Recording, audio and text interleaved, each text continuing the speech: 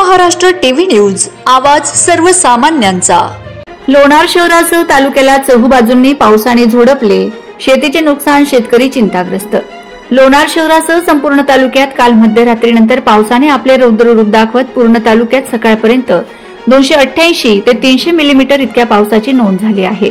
सगळीकडे पाणीच पाणी होते, त्यामुळे तालुक्यात सर्वच गावात पिकांचे नुकसान झाले आहे। अजूनपर्यंत कुठेही जीवितहानी झाली नसल्याचा अंदाज आहे। दिनांक 21 च्या दुपारी 3 वाजता अचानक लोणार शहरात पावसाला सुरुवात झाली। ती जवळजवळ अर्धा तास अतिजोरात पाऊस सुरू होता। त्यानंतर पावसाने विश्रांती घेतली, परंतु रात्री अचानक 1 वाजेच्या सुमारास पावसाला सुरुवात झाली। अंदाजे 2 ते 3 वाजेच्या दरम्यान पावसाने परत रौद्र रूप घेतले व लोणार शहरासह संपूर्ण तालुक्यात पाऊस सुरू झाला। त्यामुळे तालुक्यातील जवळजवळ सर्वच लघु पाटबंधारे तलाव पूर्ण क्षमतेने भरले आहेत व बहुतेक नद्यांना पूर आले आहेत। या पावसामुळे शेतकऱ्यांचे फार मोठ्या प्रमाणात नुकसान झाले आहे।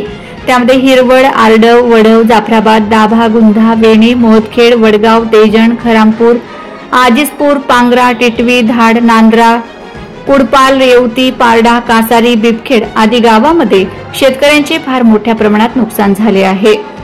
नुकसान झालेल्या सर्व गावातील शेतकऱ्यांना शासनाने तात्काळ नुकसान भरपाई द्यावी, तसेच महसूल विभागाने तात्काळ पंचनामे करावेत, अशी मागणी शिवछत्र मित्र मंडळाचे संस्थापक अध्यक्ष नंदूभाऊ मापारी यांनी केली आहे। वंदे महाराष्ट्र टीव्ही न्यूज प्रतिनिधी विनायक कुटे, लोणार।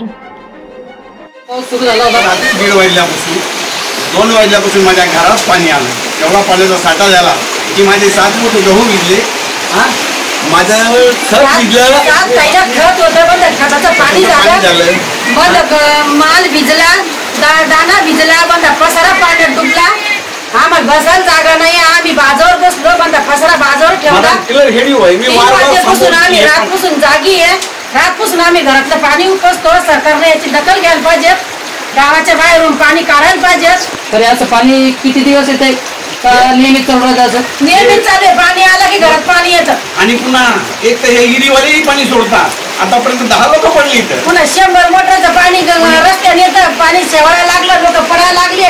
रात्रंदिवस त्रास आहे आम्हाला पाण्याचा। या ठीक आणि मुख्यमंत्र्यांनी जनता दखल घ्यायला पाहिजे, काही गावाच्या सरपंचानं नेत्यानं पण दखल घ्यायला पाहिजे आणि याच्यासाठी उपाययोजना काय करायला पाहिजे? उपाययोजना म्हणजे गावाच्या बाहेरून पाणी काढायला पाहिजे।